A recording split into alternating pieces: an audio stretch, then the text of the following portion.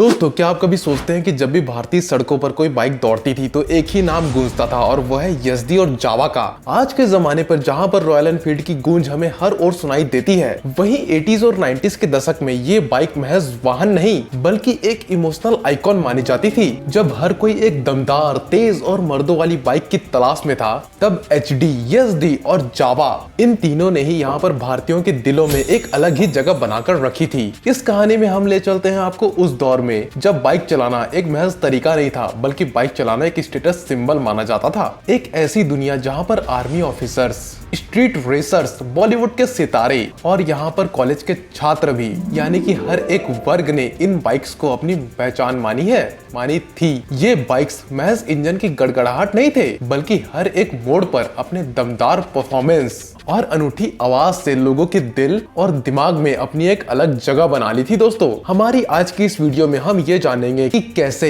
1960 के दशक में जब भारत एक नए युग की ओर बढ़ रहा था, तब जावा मोटो की तकनीक पर आधारित बाइक्स ने भारतीय बाजार में कैसे आखिर धूम मचाई। मैसूर के राजा जयचांद महाराजा वाडियार और पारसी बिजनेसमैन रुस्तम ईरानी ने मिलकर अपने इस बेहतरीन आइडिया को जीवित किया और एक बिल्कुल नए दिशा में भारतीय मोटरसाइकिल इंडस्ट्री को मोड़ दिया। उस समय जब विदेशी इंपोर्ट्स में कड़ी पाबंदी हुआ करती थी, तब इन बाइक्स ने भारतीय उपभोक्ताओं को एक नई दिशा दी, यानी कि एक नया सपना दिया। दोस्तों, दमदार स्पीड, आकर्षक डिजाइन और वो अनोखी आवाज जो हर राह पर आपको सुनाई दे देती थी। लेकिन जैसे जैसे समय बदला, नई तकनीक और बदली मांग ने बाजार का चेहरा हमेशा के लिए बदल दिया। 90s के दशक में इकोनॉमिक लिबरलाइजेशन, नई इमिशन नॉर्म्स और विदेशी कंपनियों के प्रवेश ने यज़दी और जावा की उस सुनहरी दुनिया को चुनौती दी। अचानक से वो बाइक्स जो कभी लोगों के इमोशंस के केंद्र थी, धीरे धीरे बाजार से गायब हो गई। कई कारण रहे, जैसे कि लाइसेंस एग्रीमेंट की समाप्ति, फाइनेंशियल संकट और तकनीकी अपग्रेड की कमी। इन सभी चीजों ने यहाँ पर इस क्लासिक ब्रांड को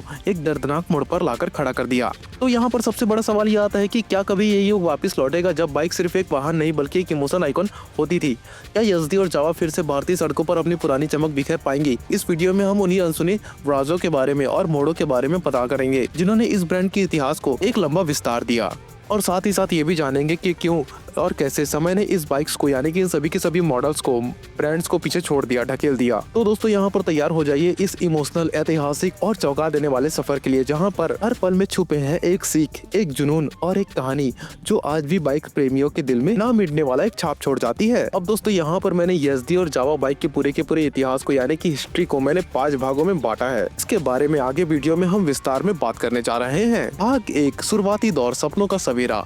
जब 1960 के दशक में भारत में एक नई उम्मीद की किरण चमकी, जब हर भारतीयों के दिल में मोटरसाइकिल का एक अलग ही ख्वाब संयोजने लगा। उस दौर में जब भारत अपनी इंडस्ट्रियलाइजेशन की तरफ बढ़ रहा था और विदेशी वस्तुओं पर कठोर पाबंदियां थी, तो भारतीय बाजार स्थानीय निर्माण का सपना भी साथ ही साथ पल रहा था। भारतीय सरकार ने यहाँ पर विदेशी इंपोर्ट पर नियंत्रण लगाना शुरू कर दिया था, जिससे बाहर के मोटरसाइकिल लाना यहाँ पर लाके बेचना बहुत ही मुश्किल हो गया था। उस समय भारतीय उपभोक्ताओं के मन में एक ऐसी बाइक की चाहत थी जो दमदार हो, तेज हो और जिसका गूंज दूर तक सुनाई दे। एक ऐसी बाइक जो सिर्फ एक साधन नहीं बल्कि एक स्टेटस सिंबल हो जाए। उस समय यूरोप में चेक रिपब्लिक की मशहूर कंपनी जावा मोटो अपनी बेहतरीन इंजीनियरिंग और विश्वसनीयता के लिए जानी जाती थी। लेकिन जावा मोटो की तकनीक को सीधे भारतीय बाजार में उतारना आसान नहीं था। इसके लिए एक स्थानीय विजन और सामाजिक साझेदारी की बहुत बड़ी जरूरत आन पड़ी थी। यहाँ पर एक पारसी बिजनेसमैन, जिनके अंदर भारत में मोटरसाइकिल इंडस्ट्री में कुछ बड़ा करने का जुनून था, उनका मानना था कि अगर जावा मोटो की दमदार बाइक्स को भारत में असेंबल करके बेचा जाए तो यह न केवल बेहतरीन बिजनेस मॉडल बनेगा बल्कि भारतीय उपभोक्ताओं के लिए, यानी कि कस्टमर्स के लिए एक नया अनुभव होगा। मैसूर के राजा, जो खुद एक प्रबल बाइक प्रेमी थे, उन्होंने जावा मोटो की स्पीड और डिजाइन को अपनी आंखों में देखा और इसके दीवाने हो गए। दोनों ने मिलकर एक ऐतिहासिक साझेदारी की बुनियाद रखी, जहाँ पर राजा वाडियार ने न सिर्फ अपने समर्थन का हाथ बढ़ाया बल्कि मैसूर में 25 एकड़ जमीन भी मुहैया करवाई, जिससे कि एक आधुनिक असेंबली यूनिट स्थापित की जा सके। इस साझेदारी ने यहाँ पर 1960 में पहली बार जावा मोटो की तकनीक पर आधारित एक 250 सीसी इंजन वाली बाइक लॉन्च हुई। उस बाइक ने भारतीय बाजार में धूम मचा दी। वह बाइक न सिर्फ अपने दमदार इंजन और तेज स्पीड के कारण लोकप्रिय हुई बल्कि उसकी अनूठी गूंज ने उसको एक इमोशनल आइकॉन बना दिया। दोस्तों, उस समय बाइक चलाना महज एक साधन नहीं माना जाता था बल्कि यह एक आजादी, आत्मविश्वास और आधुनिकता का प्रतीक था। कोई चाहे वो आर्मी आर्मी ऑफिसर हो, स्ट्रीट रेसर या फिर कॉलेज का छात्र, उस बाइक की गूंज सुनते ही अपनी पहचान महसूस करता था। उस दौर में जब तकनीक और संसाधनों की कमी थी, तब भी रुस्तम ईरानी और राजा वाडियार की दूरदर्शिता ने भारतीय मोटरसाइकिल इंडस्ट्री में क्रांति ला दी। दोस्तों, उनके इस सुनहरे कदम ने यानी कि भारतीय युवाओं के दिल में एक नया जोश भर दिया और बाइक चलाना ऐसे सपने की तरह हो गया जिसे हर कोई जीना चाहता था। अब आते हैं पार्ट नंबर 2 में, यानी कि सुनहरी सफलता का दौर, इमोशनल आइकन का जन्म। जब 1970 और 80 के दशक में भारतीय सड़कों पर बाइक की दुनिया में क्रांति आई, तो यज़दी और जावा बाइक ने अपने दमदार इंजन, अनूठी डिजाइन और जबरदस्त परफॉर्मेंस के साथ भारतीय युवाओं और हर वर्ग के लोगों के दिलों में गहरी छाप छोड़ दी। आइए जानते हैं उस सुनहरे दौर को और वहाँ की कहानियों को, जो आज भी बाइक प्रेमियों के इमोशनल आइकॉन के रूप में इन बाइक्स को याद दिलाती है। उस दौर में जब हर कोई तेज, शक्तिशाली और बोल्ड बाइक की तलाश में था, तब यज़दी और जावा ने अपने ठोस बॉडी, 250 सीसी के दमदार इंजन और गूंजती आवाज से बाजार पर राज किया। इन बाइक की आवाज इतनी अलग थी कि दूर से ही लोग पहचान जाते थे कि यह केवल बाइक नहीं बल्कि मर्दों की शान और जुनून का पहचान है। 1970 और 80 के दशक में बाइक चलाना महज एक साधन नहीं बल्कि एक स्टेटस का सिंबल बन चुका था। जैसा कि मैंने आपको पहले भी बताया था, army officer, street racer, college के छात्र, यहाँ तक कि बॉलीवुड के सितारे, हर वर्ग ने इस बाइक्स को अपना आदर्श मान लिया था। अब यहाँ पर इस सुनहरे दौर में कुछ प्रमुख मॉडल ने तो जैसे अपना अलग ही इतिहास रचा था, जैसे कि फॉर एग्जांपल एडी रोड किंग। इसको अक्सर रोड का राजा कहा जाता था। दोस्तों, इसकी तेज स्पीड, शानदार हैंडलिंग और दमदार परफॉर्मेंस ने रॉयल एनफील्ड जैसे प्रतिष्ठित बाइक को भी पीछे टक्कर दे दिया था। और दूसरे नंबर पर आती है यहाँ पर एडी क्लासिक और H175। ये मॉडल उन लोगों के लिए थी जो बड़ी बाइक्स नहीं खरीद पाते थे, परंतु क्लासिक स्टाइल और दमदार अनुभव चाहते थे। अनोखे एग्जॉस्ट साउंड के साथ लोगों के दिल में अपनी जगह बना ली थी और हर नुक्कड़, हर गली पर इनके चर्चे होने लगे थे। धीरे धीरे यज़दी और जावा बाइक्स ने लोगों के जीवन में एक ऐसा मोड़ ला दिया था कि ये सिर्फ एक वाहन नहीं बल्कि एक इमोशन बन गई। जब भी कोई बाइक चलाते थे, वह अपने अंदर आत्मविश्वास, आजादी और एक अनकही कहानी का अनुभव करता था।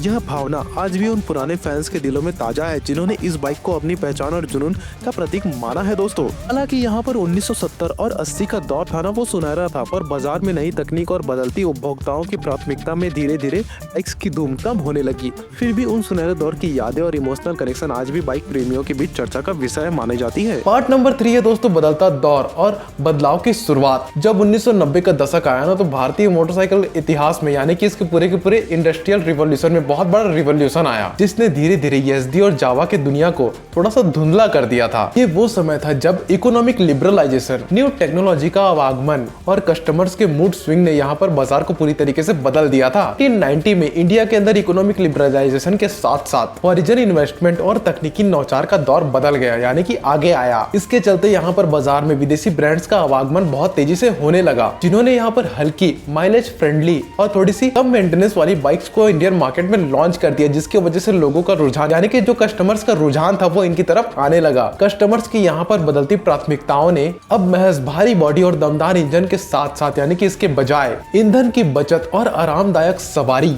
और तकनीकी उन्नति को महत्व देना ज्यादा शुरू कर दिया था। जापानीज ब्रांड जैसे कि होंडा, सुजुकी और यामाहा ने यहाँ पर अपनी आधुनिक, हल्की और किफायती बाइक्स से भारतीय बाजार में पूरी तरीके से क्रांति ला दी। इन ब्रांड्स ने यहाँ पर new engine technology, refined mileage और नए नए डिजाइन के साथ बाजार में अपना दबदबा जमा लिया। दोस्तों, यज़दी और जावा की बाइक्स यहाँ पर मोस्टली 2 स्ट्रोक इंजन के साथ आया करती थी, जो कि यहाँ पर गवर्नमेंट के न्यू इमिशन नॉर्म्स के साथ मैच नहीं कर रहे थे। 2 स्ट्रोक इंजन के साथ यहाँ पर अधिक धुआं निकला करता था और फ्यूल की खपत भी ज्यादा होती थी, जिससे कि पर्यावरण के प्रति जागरूकता बढ़ने के साथ साथ उपभोक्ताओं का रुझान कम हो गया। जैसे जैसे यहाँ पर उपभोक्ताओं ने बेहतरीन इंजीनियरिंग और स्ट्रोक इंजन और उन्नत टेक्नोलॉजी की मांग की, वैसे वैसे यज़दी एंड जावा की तकनीक पिछड़ने लगी।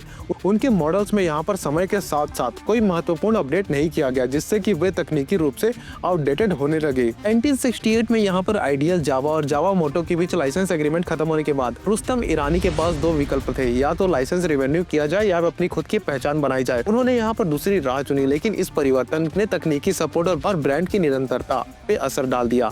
आइडियल जावा कंपनी, जो यज़दी और जावा की बाइक्स का उत्पादन करती थी, 90s के दशक में फाइनेंशियल संकट में फंस गई। आर्थिक तंगी ने यहाँ पर कंपनी के रिसर्च एंड डेवलपमेंट और तकनीक अपडेट पर असर डाला, जिससे कि उत्पाद की गुणवत्ता और विश्वसनीयता पर गिरावट आने लगी। 1990 के दशक में उपभोक्ता अब हल्की, माइलेज फ्रेंडली और आधुनिक डिजाइन वाली बाइक्स की ओर आकर्षित होने लगे थे। विदेशी ब्रांड्स ने अपने स्मार्ट और तकनीकी उन्नत उत्पादों के साथ साथ भारतीय बाजार में अपनी पहचान बना ली। उपभोक्ताओं ने अब केवल दमदार आवाज और भारी बॉडी की बजाय बेहतर कंफर्ट, आधुनिक फीचर और सस्ती मेंटेनेंस की मांग की। यज़दी और जावा की बाइक्स ने यहाँ पर जबरदस्त इमोशन और कनेक्शन बनाया था, लेकिन बदलते दौर में यह कनेक्शन कमजोर पड़ बढ़ गया। कस्टमर्स के दिलों में अब नए ब्रांड्स की जगह बन गई थी, जिससे कि इनकी लोकप्रियता कम हो गई। दोस्तों, कंपनी बंद हो जाने के बाद YSD एंड जावा के ऑथराइज्ड सर्विस सेंटर और स्पेयर पार्ट्स की उपलब्धता पर भारी कमी आने लगी। दोस्तों, और कई लोगों के पास जिनके पास यहाँ पर YSD और जावा की बाइक्स हुआ करती थी ना, उन लोगों को अपनी गाड़ी मेंटेन करने में बहुत ही ज्यादा दिक्कत आया करती थी, क्योंकि मार्केट में इनके स्पेयर पार्ट्स अवेलेबल ही नहीं थे इतनी आसानी से। अब वो जा चुकी थी, इसलिए स्पेयर पार्ट्स भी कम होने लगे थे। भाग नंबर 4 आता है पुनः स्थापना की कोशिश, यानी कि इसको फिर से स्थापना करने की कोशिश। जब यहाँ पर 90s के टाइम में YSD और जावा की बाइक्स का सुनहरा दौर खत्म हो गया था और भारतीय मोटरसाइकिल इंडस्ट्री ने नई तकनीक तथा विदेशी ब्रांड की ताकत के चलते अपना चेहरा बदल लिया था, पुराने फैंस और बाइक प्रेमी के दिल में एक खालीपन सा महसूस हुआ। इस खालीपन को भरने की चाह ने 2016 से लेकर 2022 तक एक नई कोशिश को जन्म दिया, वो भी अपने इतिहास को पुनः जीवित करने के लिए। 90s के टाइम पर जब YSD और जावा की बाइक्स ने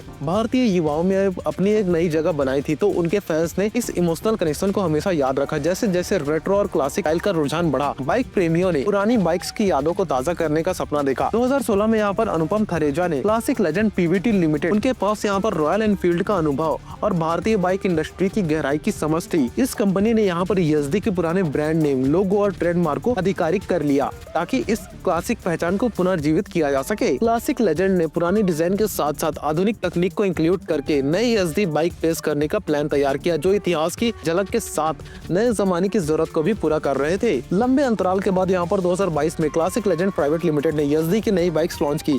इसमें रेट्रो टच के साथ साथ आधुनिक इंफ्रास्ट्रक्चर, बेहतरीन इंजन डिजाइन यानी कि तकनीक और उन्नत सुरक्षा फीचर शामिल थे। पुराने फैंस ने तो यहाँ पर इस नई पेशकश में अपनी पुरानी यादों की झलक देखी, लेकिन साथ ही नए जमाने के उपभोक्ताओं ने इसके रेट्रो लुक और आधुनिक फीचर्स के संयोजन को सराहा। हालांकि नई YSD बाइक में क्लासिक स्टाइल तो नहीं थी, पर क्या ये वैसा सोल दे पाएगी जैसा कि 80s और 90s के दशक में हुआ करता था। साथ ही मजबूत सर्विस नेटवर्क और भरोसेमंद परफॉर्मेंस के बिना इस ब्रांड को बाजार में टिके रहना बहुत ही बड़ा मुश्किल माना जा रहा है। क्लासिक लेजेंड यहाँ पर इस कसम में लगी हुई है कि कैसे भी करके इस नए मॉडल में आई हुई बाइक को कस्टमर्स के दिल में फिर से राजा बनाकर रखा जाए, यानी कि कैसे इस राह पर चला जाए। नए मॉडल में यहाँ पर इलेक्ट्रिक और हाइब्रिड विकल्प को भी शामिल करने का विचार यहाँ पर किया जा रहा है, जिसमें पर्यावरण के प्रति जागरूकता को ध्यान में रखते हुए ब्रांड को नया आयाम दिया जा सकता है। पुरानी पहचान को फिर से जगाने के लिए न सिर्फ डिजाइन और तकनीक में बल्कि मार्केटिंग और सर्विस नेटवर्क में भी व्यापक सुधार की जरूरत है। क्लासिक लेजेंड इस चुनौती का सामना करने के लिए निरंतर नए कदम उठा रही है। Part number 5,